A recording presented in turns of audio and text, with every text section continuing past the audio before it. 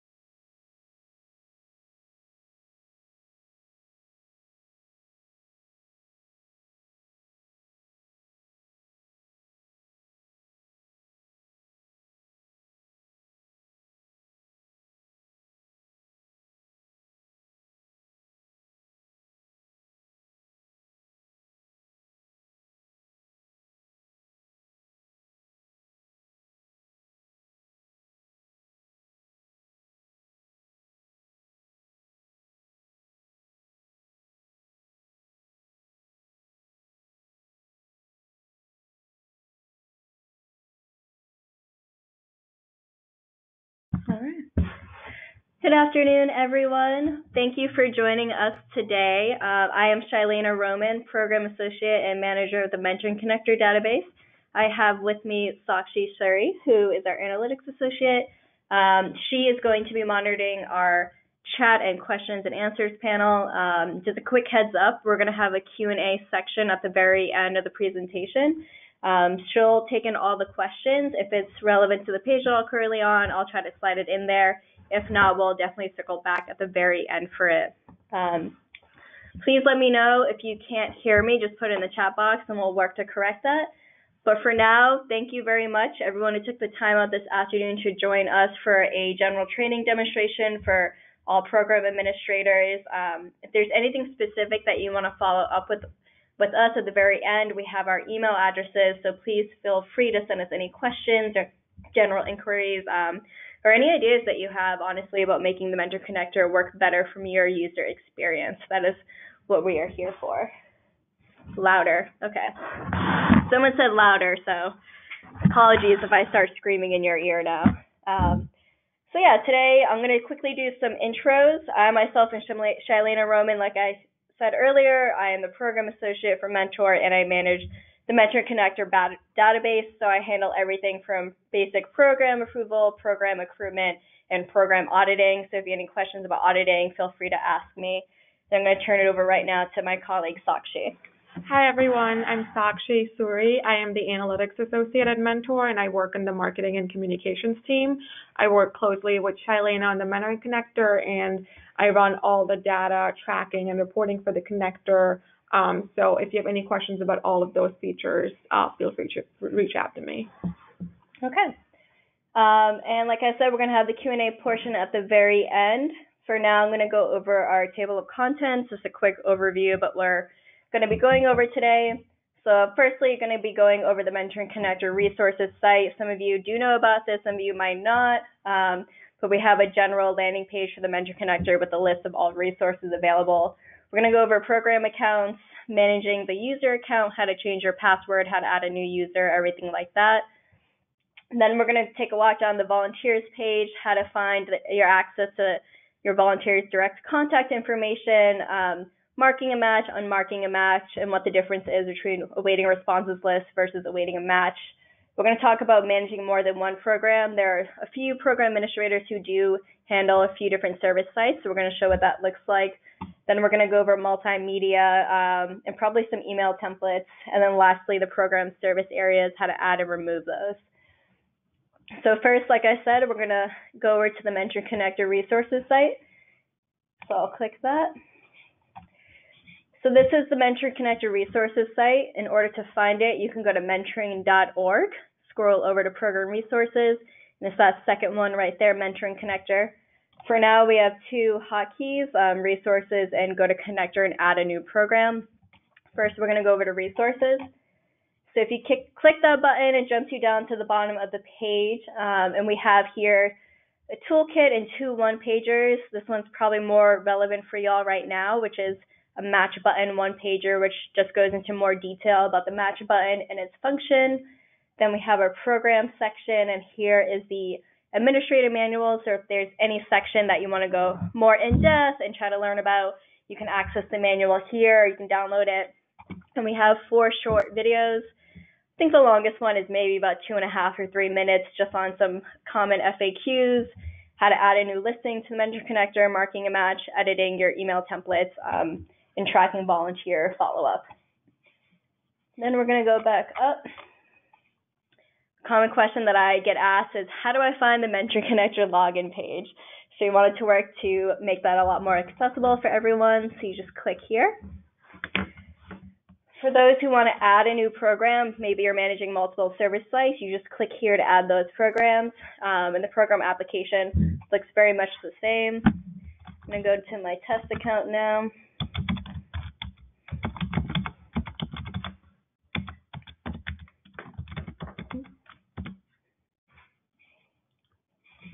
So when you first log in, you're going to get taken to this page, which is volunteers awaiting responses and volunteers awaiting matches.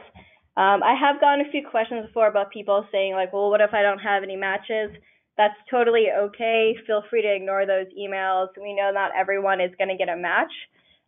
We're working on adding an enhancement this year, which is going to be a button that says that the inquirer is no longer interested in the program.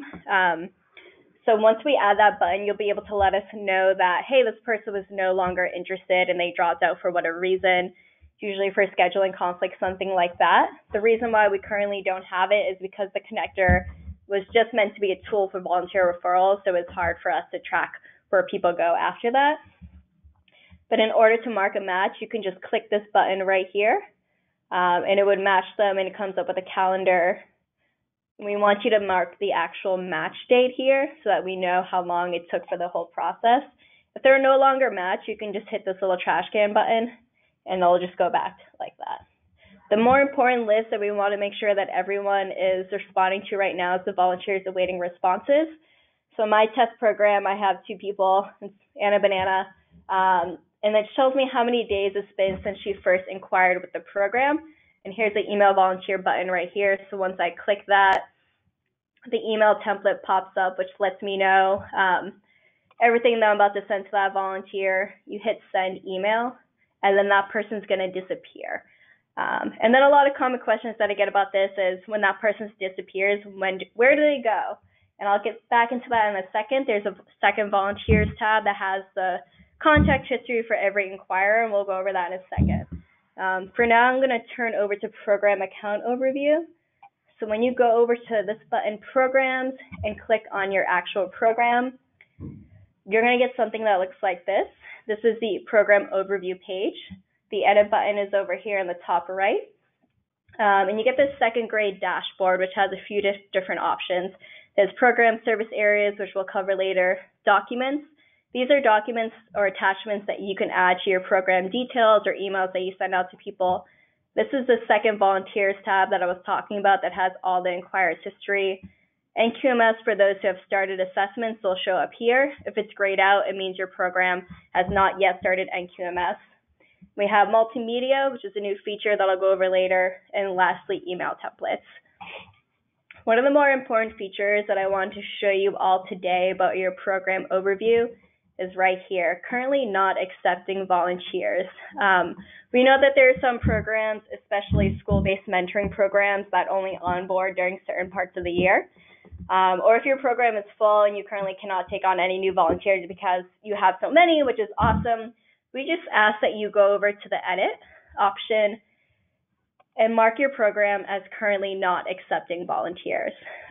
What that does is as soon as I submit that, if you go over to the zip search and you're currently marked as not taking on new volunteers, when somebody clicks on your program, they'll see that your program still exists, which is great. They'll be able to, you'll be able to see like how to sign up your child as a mentee. But if somebody goes to inquire with your program, this option will be taken away from them. So right now I'm accepting I'm accepting volunteers, so then people can inquire. As soon as I click that I'm not accepting volunteers, they will no longer be able to inquire with me here, but they'll still see that the program exists. Can you see that again? For those who don't know what NQMS is, it is a self-assessment form that we have programs take on to see where they are in their current program development, areas where they can strengthen if they need assistance, anything like that, where their strengths and weaknesses really lie. That's a really quick question. So one of the questions that we just got is, how does that volunteer reach the agency directly once you email them? So I'll go back to the mentoring connector. So it's not so much about the volunteer reaching the agency directly once you send out that email template, and I'll go over here and show you. A lot of people honestly aren't going to respond, and that just happens. There's no way for us to force the volunteer to respond to you. But what we do ask is once you send that email, and I'll go over email templates right now, you can customize the email template however you want to. So you can add 2 attachments, which could include a mentoring story or a video, something that's really inspiring, or you can attach the paperwork for them to start automatically. One thing that I will tell you is this line right here, I would bump that up to the top because everyone responds to the emails that you send out and it actually comes to me in my inbox, and I don't have the capacity to respond to every single volunteer and let them know that they're not answering the correct person. So one of my biggest tips is to bump that up to the top line or even put it in the subject line so that they know that the important information is right here. How do I respond to the actual program? So once you create your own customized copy, it becomes the default email template, and you can send that out to volunteers. So it's a really quick thing about the email templates, but a more important step I would say is right here with the volunteers tab. So for every inquirer who's gone through your program, once you click the second volunteers tab and you've already emailed them the first round, when they disappear, this is where they show up. So you get their first and last name again and their phone number and email. There's no phone number here because I didn't add it. But we ask that people who log in and have already inquired to just do a direct reach out to them the second time. We found that when people get that direct reach out, that they are more likely to respond to the program. Again, it's a numbers game. You can go to a recruitment event and talk to 100 people and still only have 2 people actually volunteer. So the more people who inquire with your program, the higher your success rate is going to be in getting them to actually come in through the door and volunteer with the program.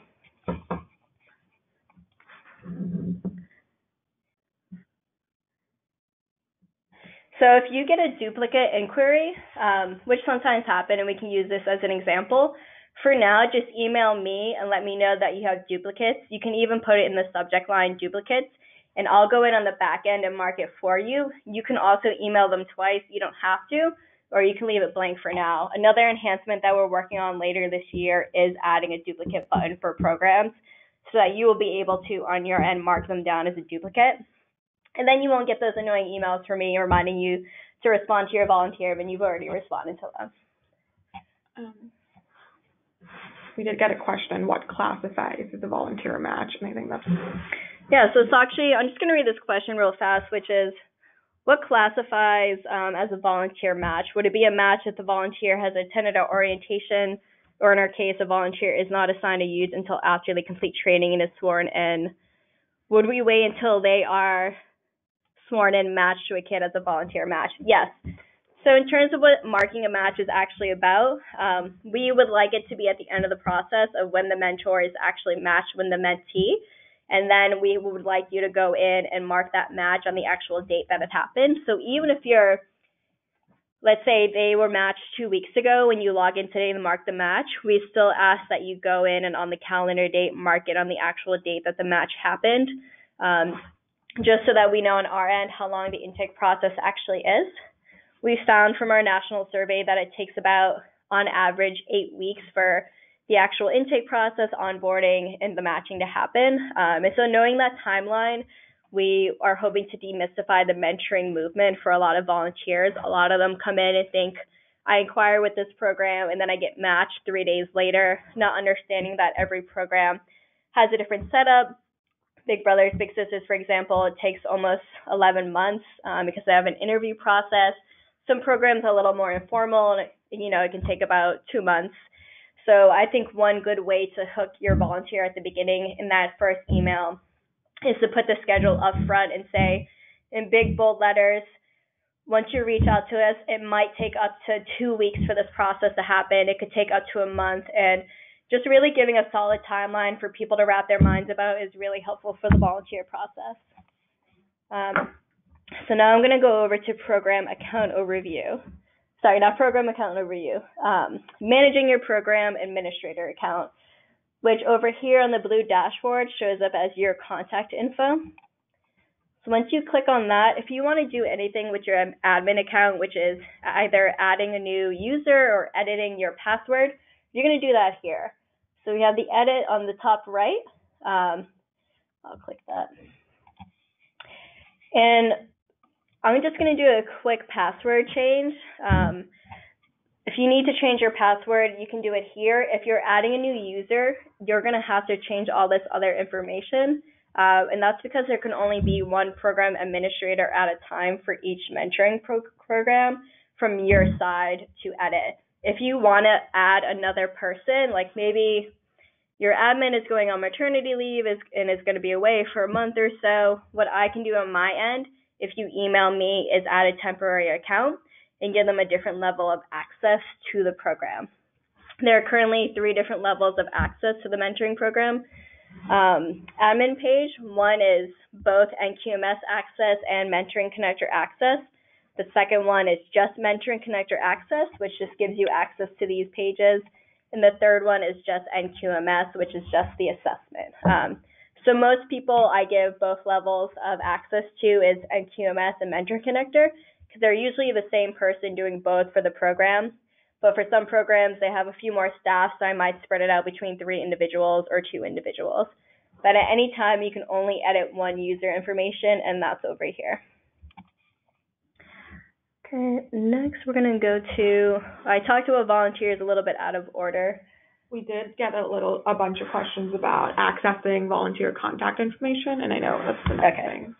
So in order to access the direct contact information for all of your volunteers, you're going to click on programs in the blue dashboard. Most of you probably only have one, but if you have multiple programs, they will show up here just like this. So you click on your program, and then you get the second gray dashboard. This second volunteers tab, which is different from the volunteers awaiting responses tab, is located right here. This is the one you want to access the direct contact information. So every volunteer who you already responded to in this list is going to show up on this one. And this list is going to have the name, phone number, and email for every inquiry that's come through your program over time. So on my test program, I just have 2, but I know from looking in the back end that some of the programs have like 400 volunteers. They will all appear there with their direct contact info. And I'll show you what that looks like in the second program as well. So I go to a different program, I go to volunteers, and boom. I have their phone numbers, I have their emails, I have the date of the initial inquiry, I have the date that the program responded to the volunteer, and then this last tab is for match dates. So you also have the option again of emailing them, matching them, or tracking follow-up. There's no way for you to bypass the template email. This is a question we just got, and go direct to the reach out from your own direct emails.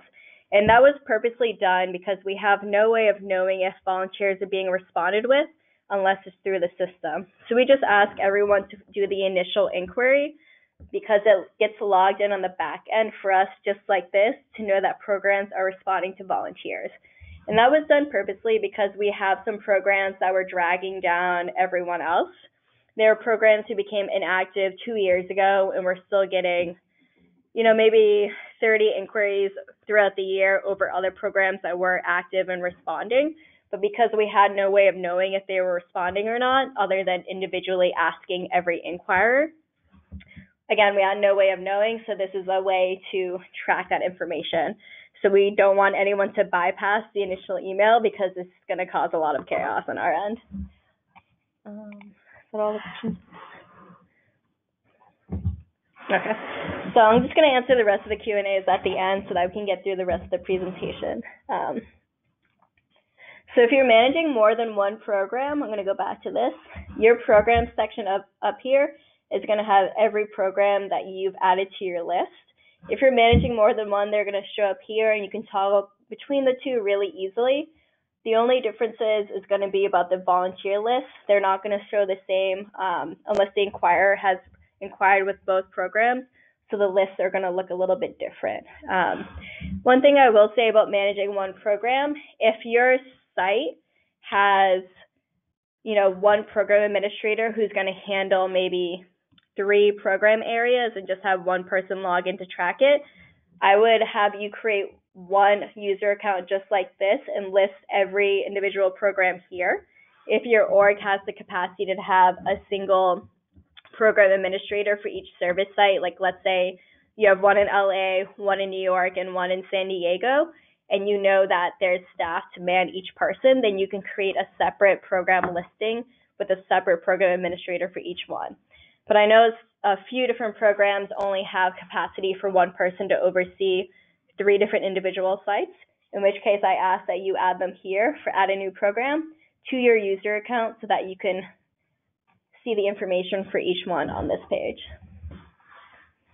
So next we're going to go to multimedia, and this is going to be the same for every program that you oversee.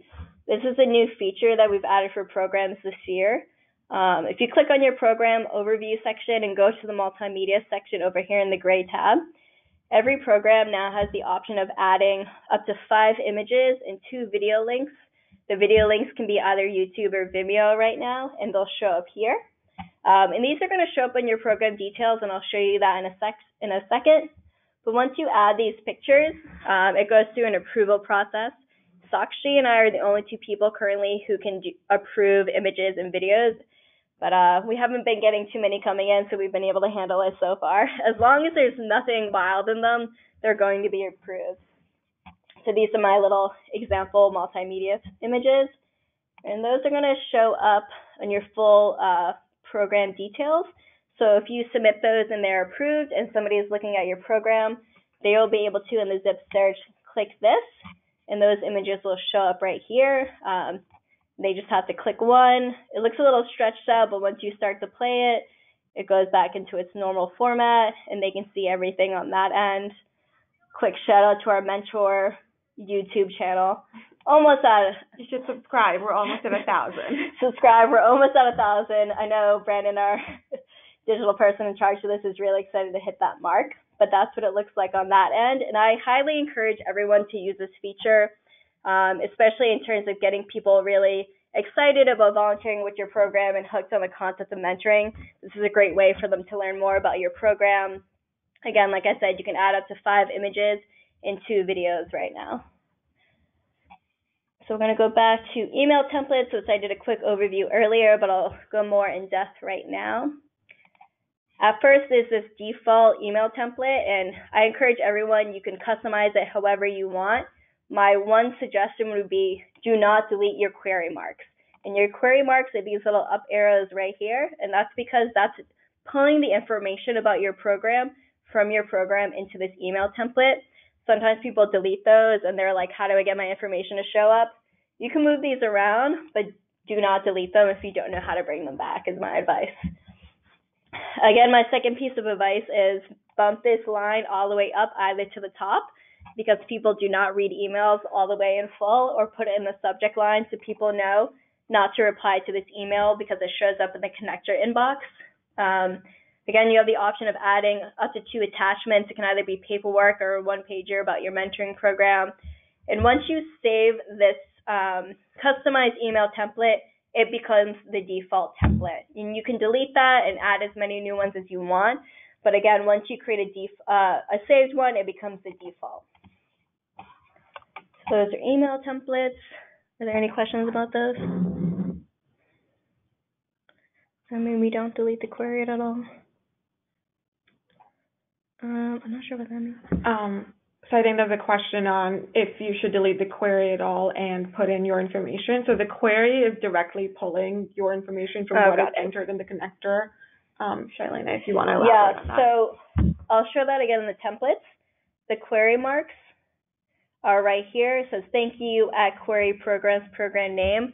You can move that around, like you can bump that up to a top line, but I wouldn't delete it. And what that does is, if you go to your program overview page, what the queries are doing is they're pulling your contact information. So they're pulling the program administrator name, they're pulling the volunteer contact within your organization.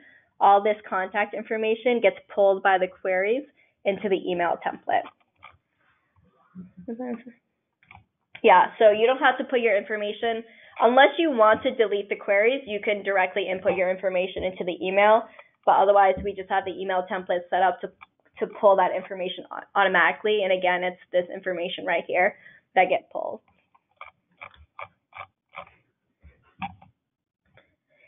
So there's another question, which is, can you have more than one email template if you have multiple programs? Definitely, if you have multiple programs like I have here, this email template line is attached to Grow, my test program. But if I go back to Shy Sprouts, it has its own email template section, and you can add your own email templates to that. They won't interfere with each other whatsoever. How do you change the subject line? So in terms of changing the subject line, you can go to Edit, and subject line is right here, and you can just edit it to wherever you want. Any other questions about the email templates? Nope. Okay, so no more questions about the email templates right now. Okay, so lastly, we're going to go over program service areas. And I'll go here. So there's one option to add your program service areas. I'll go back to the beginning. There are 2 options to add your program service areas. The first one is if you go to Programs, you can do it right here, Manage Program Service Areas, or you can click on the name of your program and click on it right here, Program Service Areas. And this is an option for you to add as many zip codes as your service site helps out. So if you have a national org, or if you have a few different programs that are situated in different areas of the country, but you want to show the inquirer that you exist in more than one location, this is where you can add that information. So you can do it by state, you can do it by county, or you can do it by zip code. You can add all the areas at once, or you can go through and add the individual zip codes that your program serves. Once you click on an area that it serves, it's going to pop up on the right side just like this. And then if you need to remove it, you can remove it right here in case a program becomes inactive, or if you're moving site locations, you can remove all of them at once. We just ask that if your program serves more than one zip code, that you definitely add that here. And that's because on the zip search, when somebody is searching on the zip search end, they're going to find all the zip codes that your program serves based on the zip codes that you add to your service area. So let's see if we have any questions about that. No? Okay. All right. So we're now going to go to the Q&A section and just type those questions into Sakshi. And once we get the questions in, I'll give about 5 minutes for people to type in those questions. I'll start to answer them. And we just got a question on the zip codes. If we add the city, do we need to enter all zip codes? One person asked, if we add the city, do we need to enter all the zip codes? I believe that's going to be, so let's say I'm looking for Los Angeles. Oh wait, that's the wrong state. I'm going to go up to California.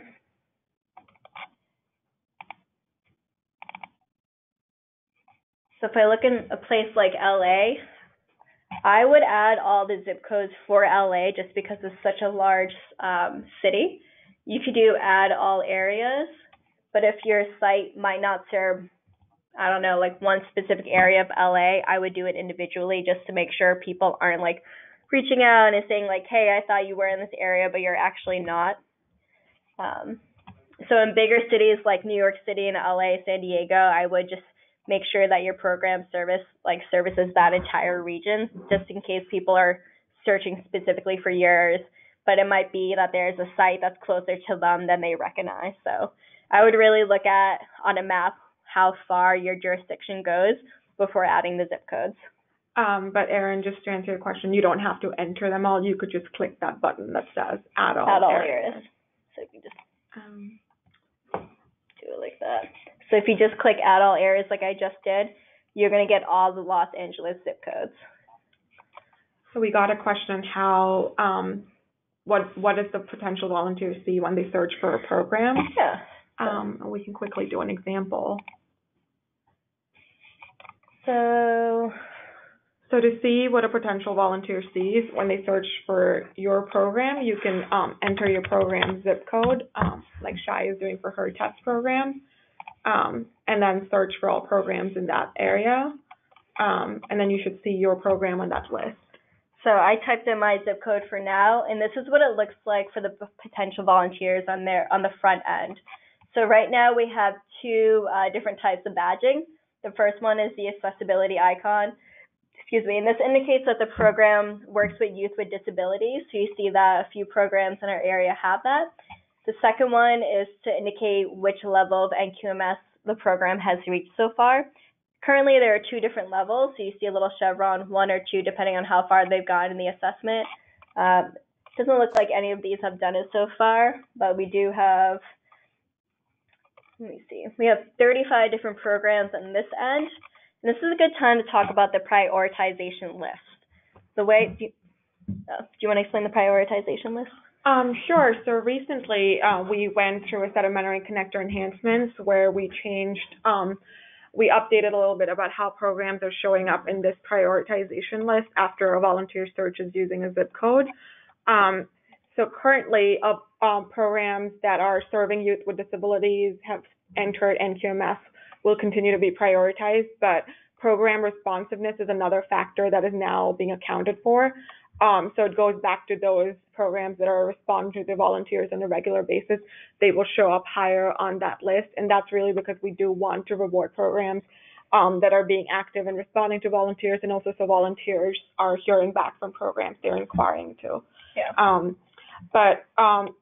So those are some of the ways that the list is prioritized, and if you do want to see what your program looks like on the front end, just search for it in the zip code, and then you can find your program on this list and just click on it, and you'll be able to see what the volunteer is seeing. And the other way it works is this list gets regenerated every week. So every week is a new chance to have your program climb the listings. For programs who aren't getting an inquiry this week, you don't get punished by being at the bottom. You're going to be more so in the top 2/3 that people see your program exists and that they can inquire with it. And we really found that bigger national orgs like Big Brothers Big Sisters, Boys and Girls Club, kind of were getting all the inquiries because they're more well known and they have a stronger name recognition. So this was another way for us to bump up the smaller, more local programs to their level to get more inquiries. And then again, like Sakshi said, the programs that are at the bottom of the list are ones that either fell inactive or they're not responding to volunteers, and that way they're not getting any inquiries, and I can audit them and make sure that they are currently onboarding new volunteers. Is there a question that came in? Is there a way to refresh your listing other than the edit button? I'm not sure what you mean by refreshing. Can you be a little more specific with that? There's another question. To clarify, we are not able to delete any names in the waiting to remax section if they were not maxed. Currently, you're not able to delete them on that end.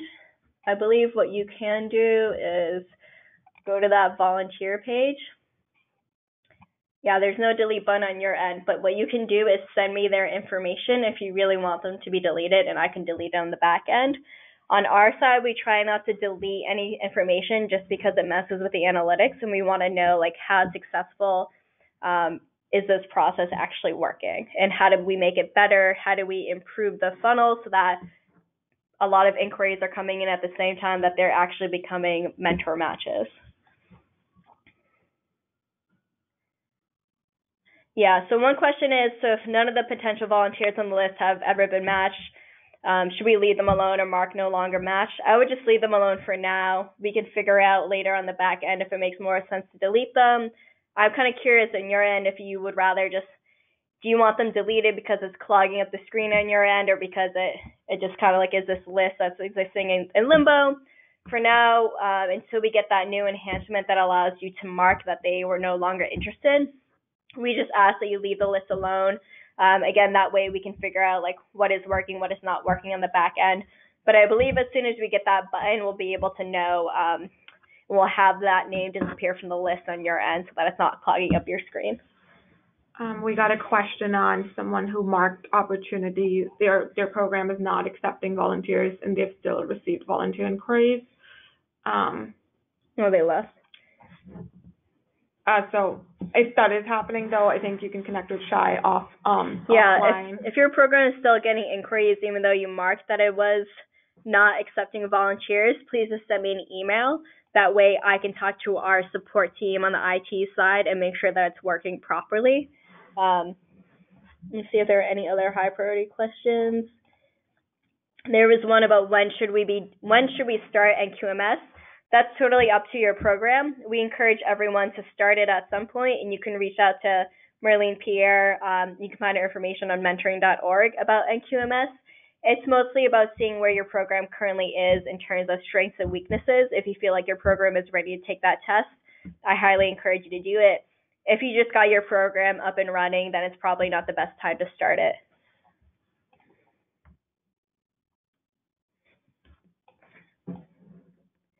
Is there a way to sort volunteers from most recent to oldest? Yes. So I know for some programs that they have like over 400 programs. Currently, right now, you cannot mark it from oldest to youngest unless you do initial inquiry date. I don't know if you can see that change on my end since I only have 2 volunteers. It doesn't show that big of a one. Let me go to the other one. Volunteers. So if you actually tap on this, it'll change the order in which they appear on the top.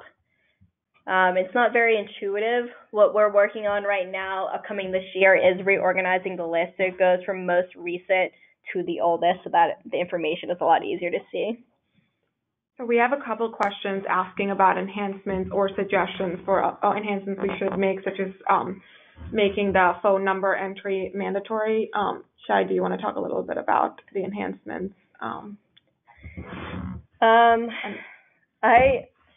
On that one, I personally don't want to make phone numbers a mandatory one for volunteers, just because we found not everyone is willing to share their phone numbers, and it might have them feel a little wary about joining the program or reaching out to programs.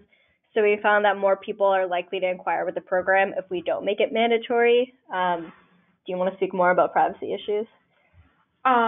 Yeah, I mean, this was a specific question, Tia, but if there's a particular reason you need the phone number, I think after that initial contact, the volunteer can share that directly if they choose to. But in terms of privacy issues, we don't ask that from all volunteers on the first instance.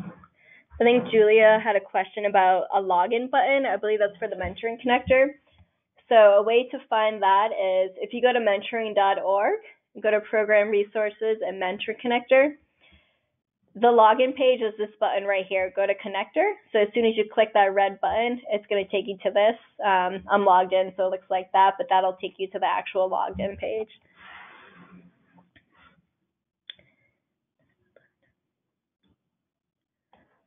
I believe this question, when does the enhancement happen to mark inquiries as no longer interested? I think the question is, when is it going to show up? Our enhancements happen every year around the summertime. Civic Corps is our partner in this regard, and we have a scheduled enhancement date with them, like I said, every summer. Those usually go live by the end of the year. It honestly depends on like how big our scope of work is with them and what is prioritized. I'm pushing for that button for everyone, so it definitely needs to happen this year. Just gonna look over the questions again real fast.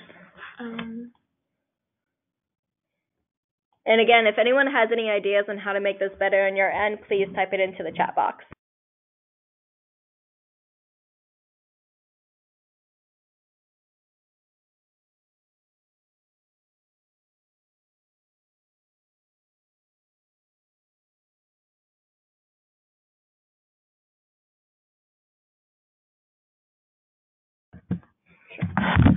We did get a question on clarifying if their program is listed and if they have access to the site to send the initial email. I think, Terry, that was your question. If you received this invite to this webinar, your email is registered as a program administrator on our back end. If you don't have the login to your program's account, you can just email the connector email, which is connector@mentoring.org, and we can reset the password for you, so you should be able to access all of this.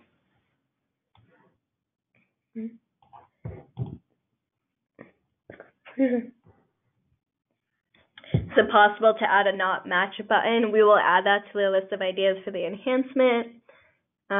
Is there a way for mentees to sign up through the mentoring connector?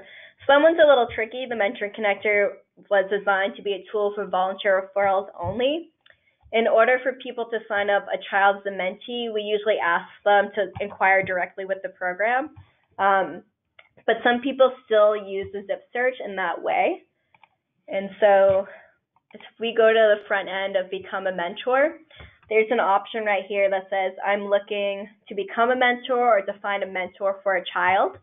If you click the second option to find a mentor for a child, what it does is it shows all the programs and their information, their direct contact information, but it does not allow you to inquire with the program. So I'll do a test run of that right now.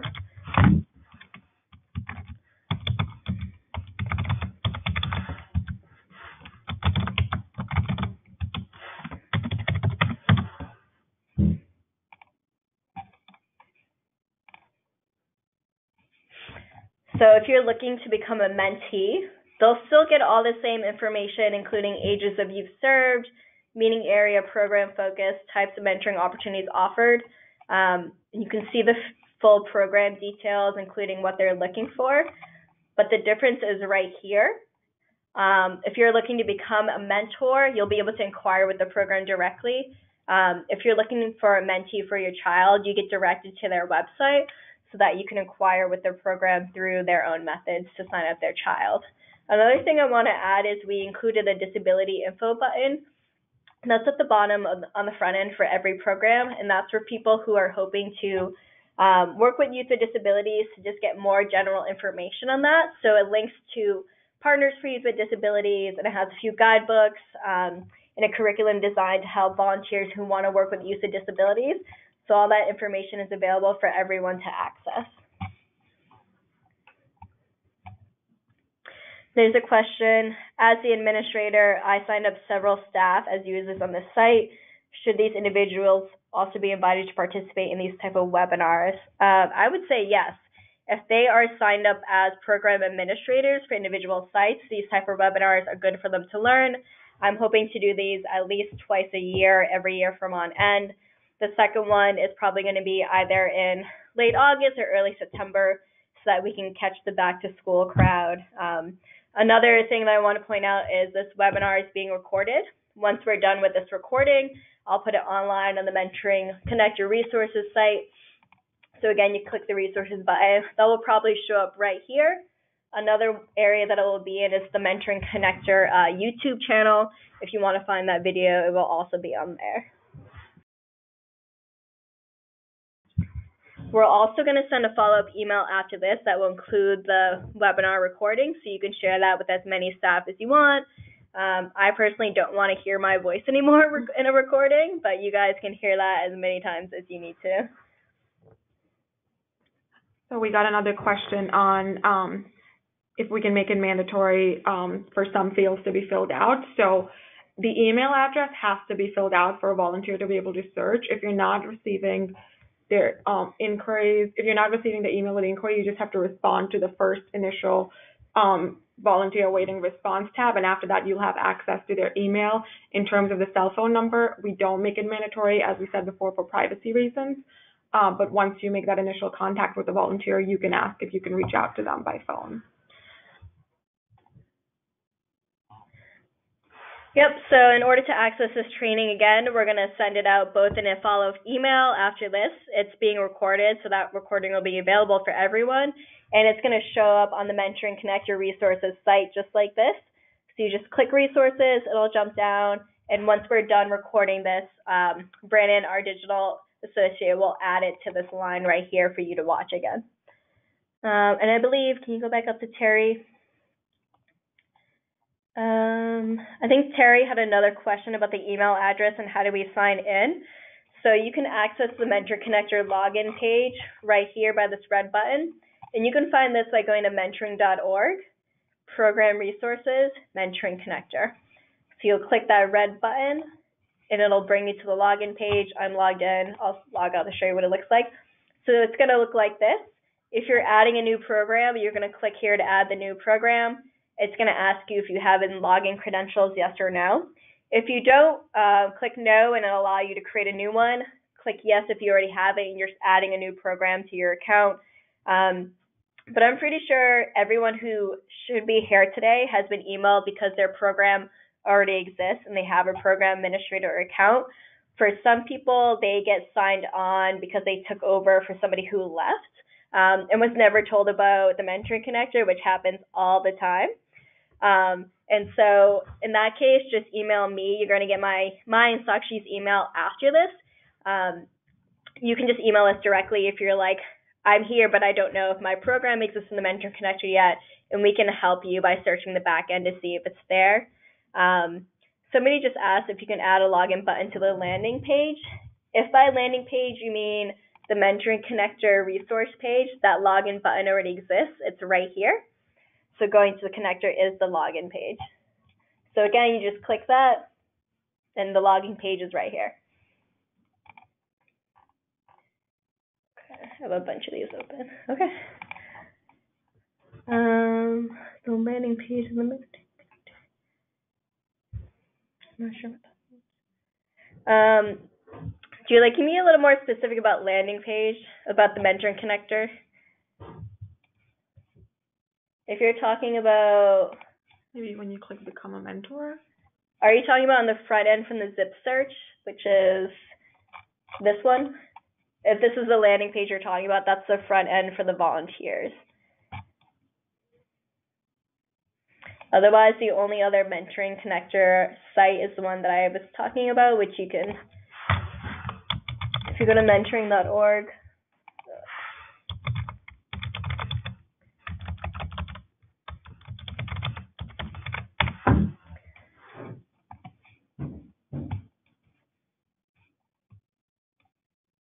that's going to take forever.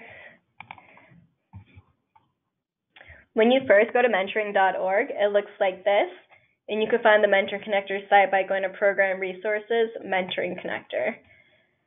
There is no way for us to just make like this big splashy page that's just for the Mentoring Connector, just because our site hosts so much information.